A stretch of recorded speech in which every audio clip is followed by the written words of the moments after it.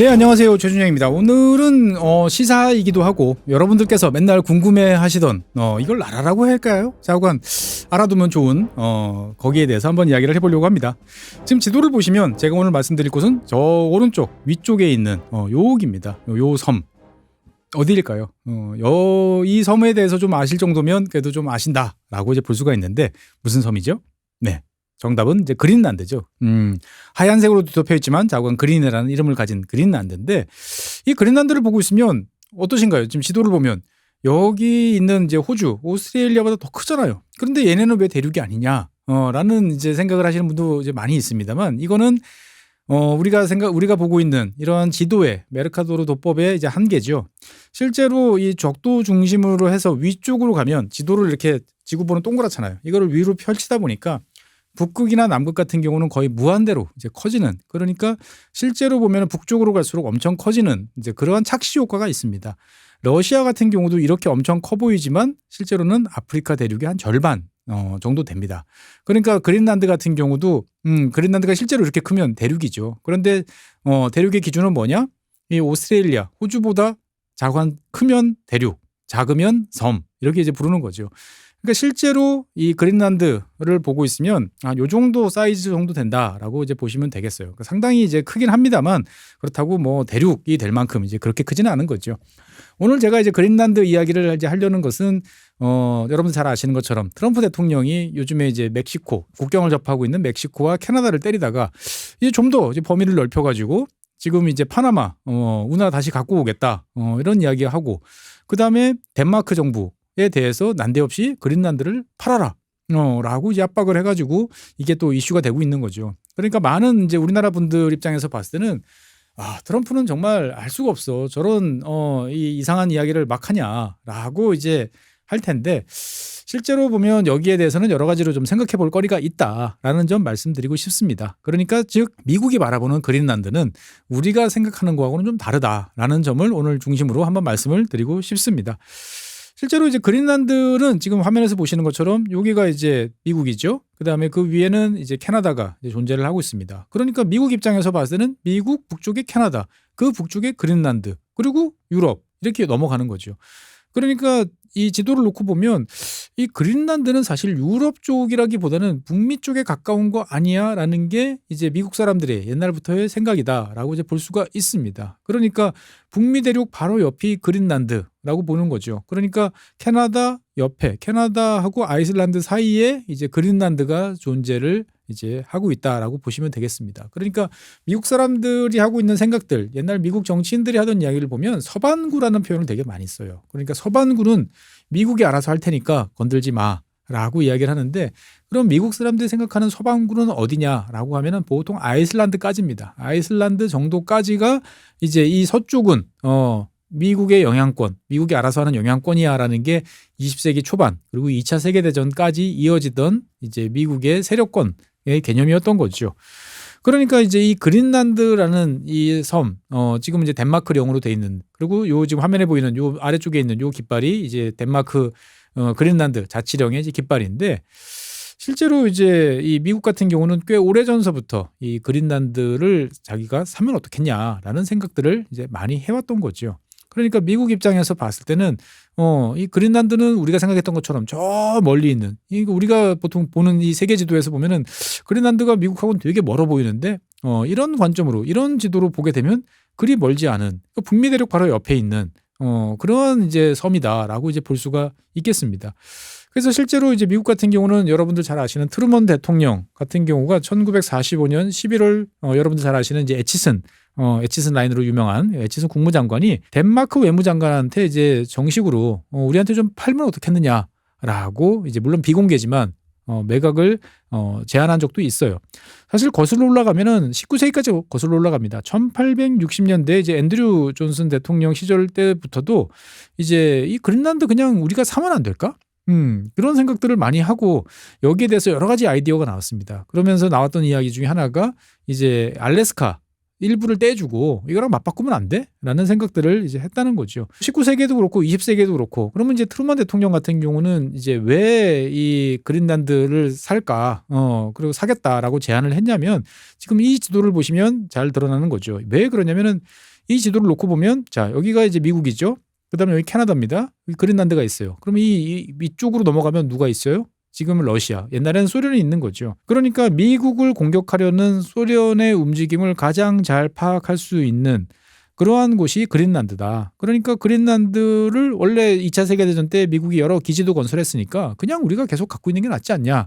그러니까 팔아라. 라고 이야기를 하는 거죠. 그래서 당시에 얼마를 제안했냐라고 그러면 이제 1억 달러. 당시로는 상당히 큰 돈이었습니다.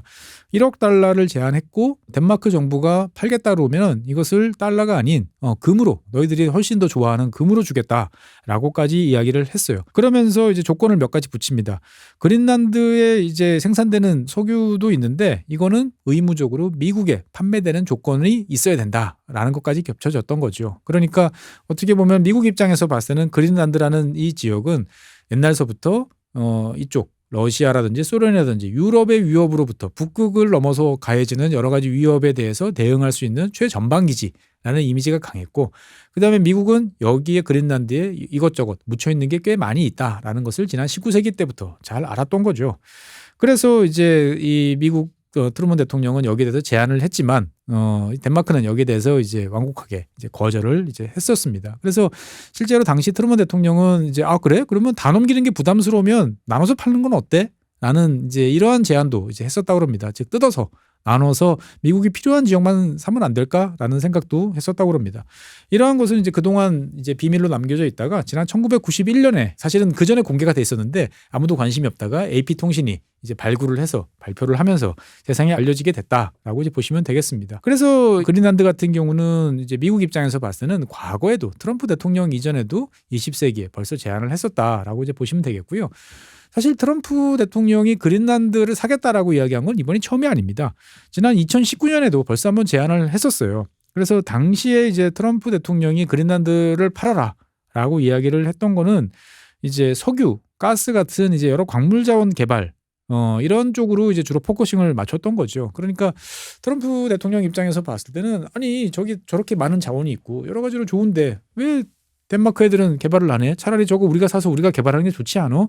라고 하는 이제 이런 마인드, 부동산 개발업자의 마인드가 좀 더 이제 강한 측면이 좀 있었다라고 이제 볼 수가 있었습니다. 그래서 당시에 덴마크는 이제 트럼프 대통령의 이제 이러한 요구에 대해서 그린란드라는 지역은 비즈니스를 위해서는 얼마든지 열려 있으니까 투자하세요.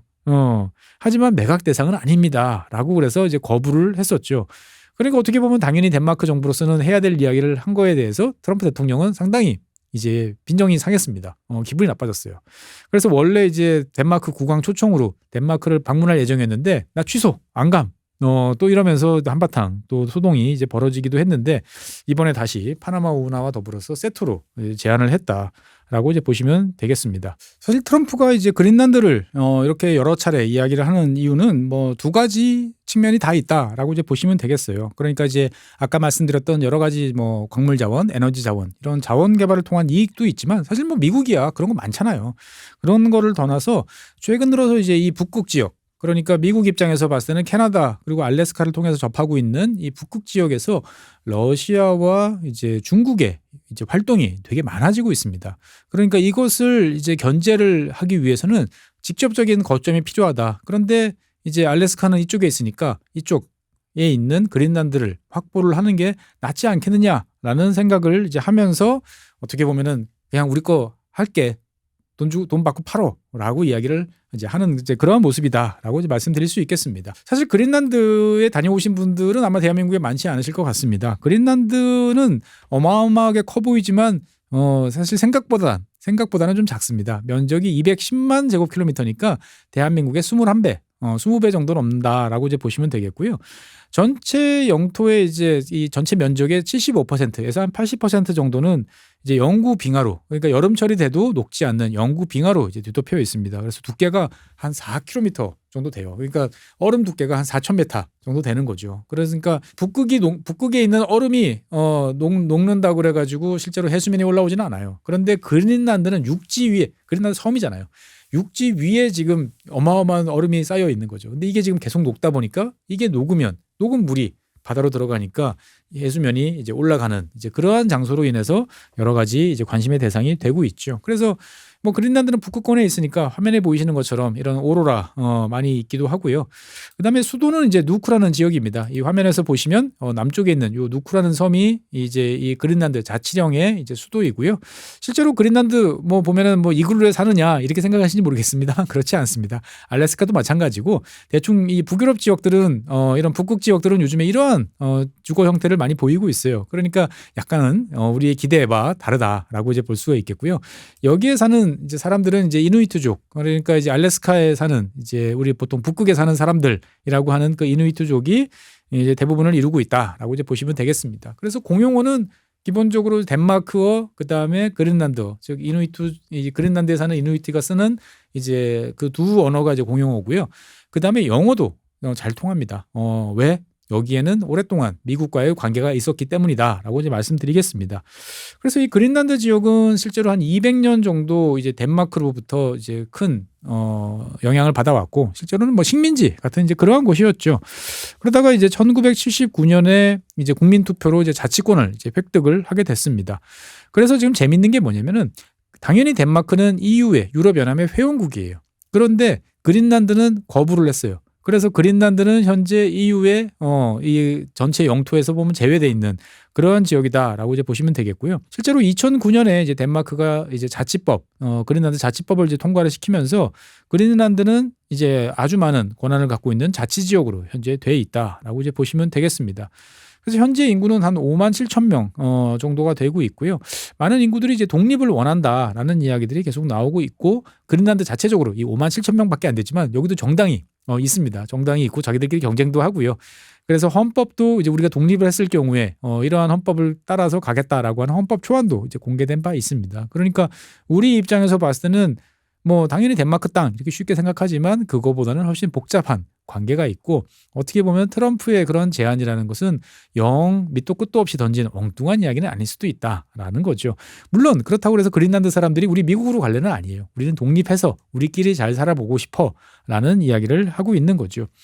그래서 그러면 독립을 하면 돈이 필요한데 돈이 어디서 나서? 라는 질문에 대해서는 사실 여기에는 묻혀 있는 게 많습니다. 뭐 석유 자원도 많고요. 그 다음에 뭐 우라늄, 히토류 이런 것도 많아요. 그래서 자치권을 이제 획득한 이후에 2013년에 이 그린란드 자치정부는 우라늄 그리고 히토류에 대해서 그동안에는 이제 채굴을 금지해 왔는데 이거를 금지하는 조치를 해제를 했어요. 그래서 그 다음서부터는 여러 기업에서 들어와서 탐사 활동도 하고 채굴도 하면서 이제 최근 들어서는 광물 수출이 좀 늘어나고 있는 이제 이러한 상황입니다.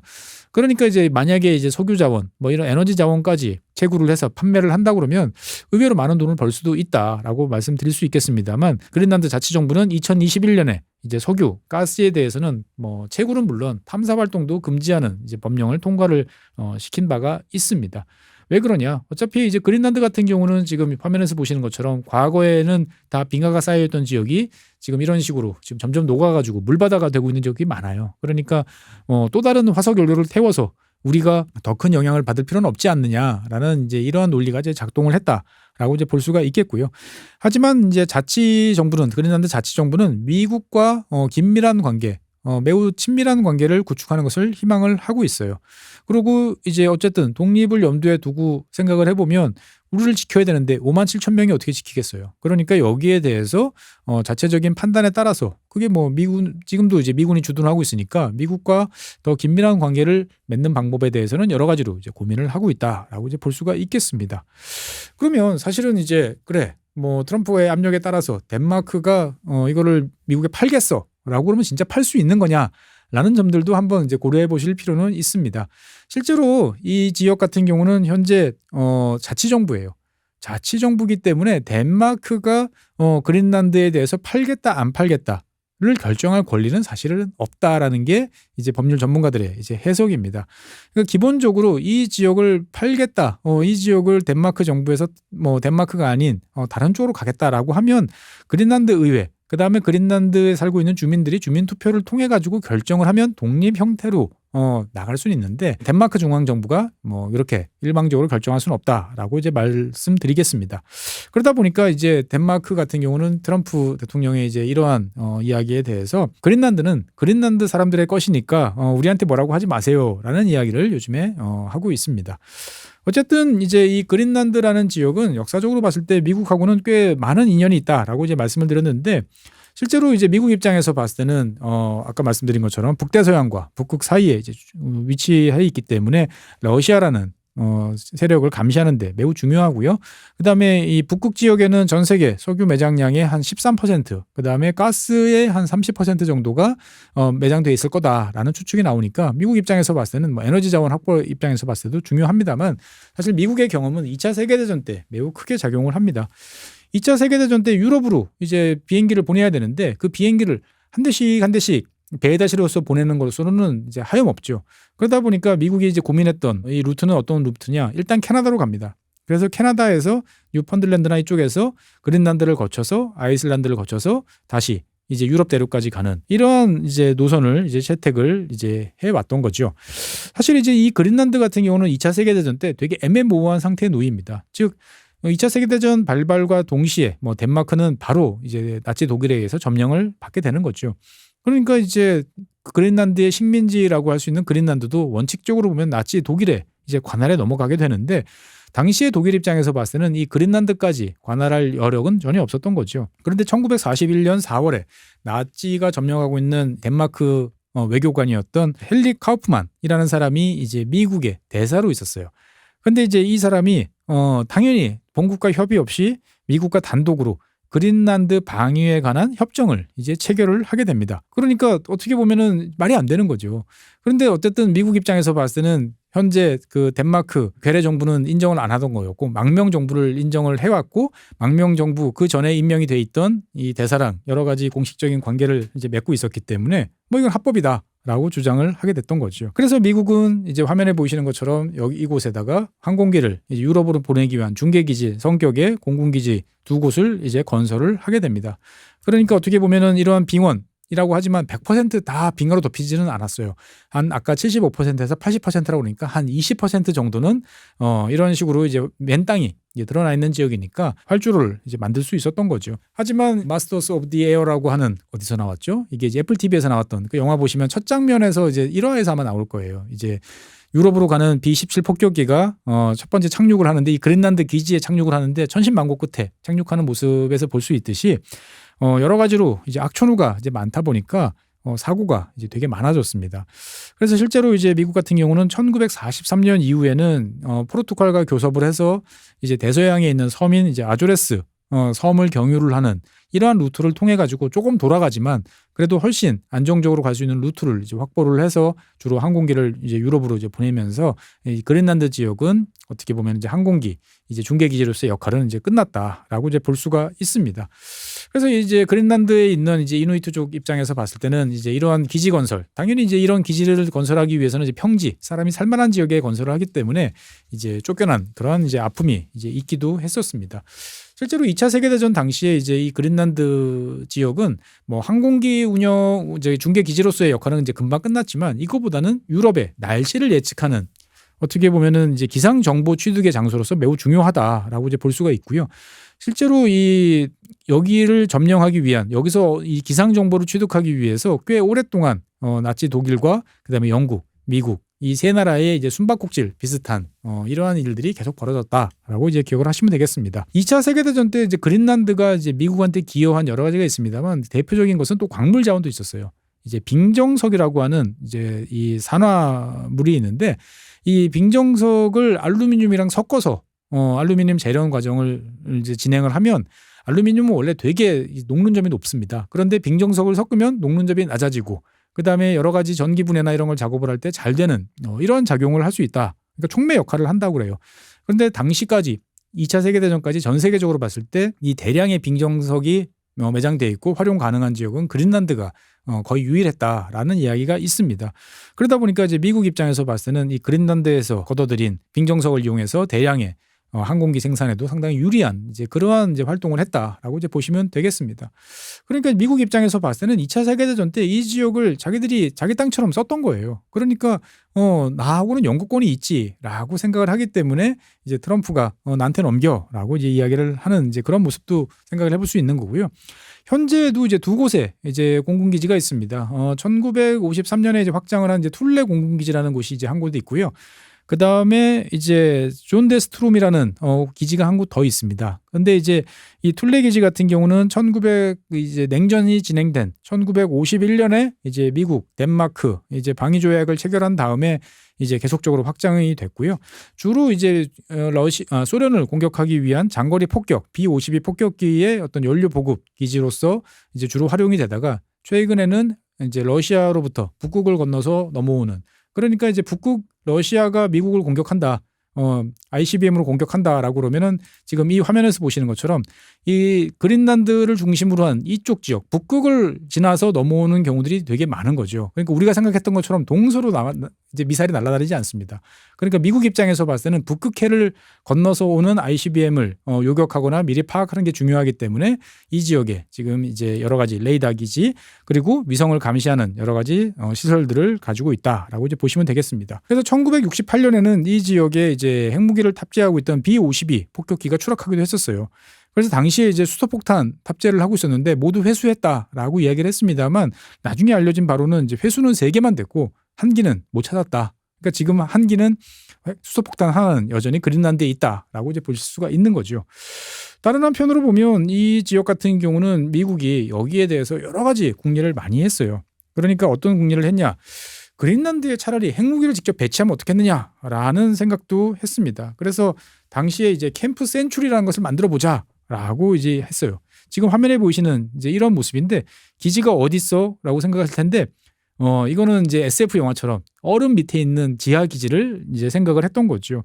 그래서 총 한 2,500마일 정도 되는 어마어마한 길이의 터널을 쫙 뚫어가지고 여기서 600개 정도의 핵미사일을 딱 놓고 있다가 유사시에 발사를 한다라는 거죠. 뭐 가능한 이야기처럼 들리는데 그러면 왜 2,500마일이나 되는 어마어마하게 긴 터널을 뚫느냐? 어디에 있는지를 모르도록 만들어 놓는다는 거죠. 그러니까 즉 이 거대한 이 섬인 그린란드 전역에 여기저기를 잇는 터널을 쭉 만들어 놓고 거기서 미사일을 발사를 해서 소련을 공격하겠다라고 이야기를 했던 거죠. 근데 이제 이거는 이제 문제가 됐던 게 뭐냐? 덴마크에 대해서는 비밀로 했어요. 그러니까 덴마크에 대해서는 이런 방구 이야기도 하지 않고 멋대로 이제 이야기를 기지를 건설하기 시작했던 거죠. 그래서 1960년에 이제 기지 건설을 시작을 했는데 처음에 목적은 이제 극지에서의 어떤 건설 기술을 연구하는 그러한 프로젝트다라고 이야기를 했고요. 근데 이 지역에 이런 이제 기지를 건설하다 보니까 사람도 있어야 되는데 춥잖아요. 그리고 물도 써야 되고 그런 사람들을 위한 에너지원은 어떻게 공급하느냐라는 것들을 위해서 이 지역에 원자로를 갖다 놓을 이제 생각들을 하게 됐다라고 이제 보시면 되겠습니다. 그래서 이 지역에 이제 PM2A라는 원자로를 이제 건설하는 작업도 같이 진행을 합니다. 그래서 이런 식으로 터널을 뚫고요. 그 다음에 여기에 대해서 여러 가지 보강 작업들을 하면서 이러한 원자로를 이제 집어넣는 작업을 한 거죠. 그러니까 이 원자로를 보고 있으면 요즘에 이제 SMR이랑 거의 유사하다라고 이제 보시면 되겠습니다. 이 SMR 같은 경우는 뭐 잘 아시는 것처럼 이제 이동형 소형 원자로라고 이제 보시면 되겠는데 당시에 만들었던 이제 이 PM2A라는 이 원자로는 이제 이 그린란드에 왔고요. 당시에 이 PM 모델은 PM1, 2 해가지고 전 세계 여기저기 미군 기지에 일부 보급이 좀 됐었습니다.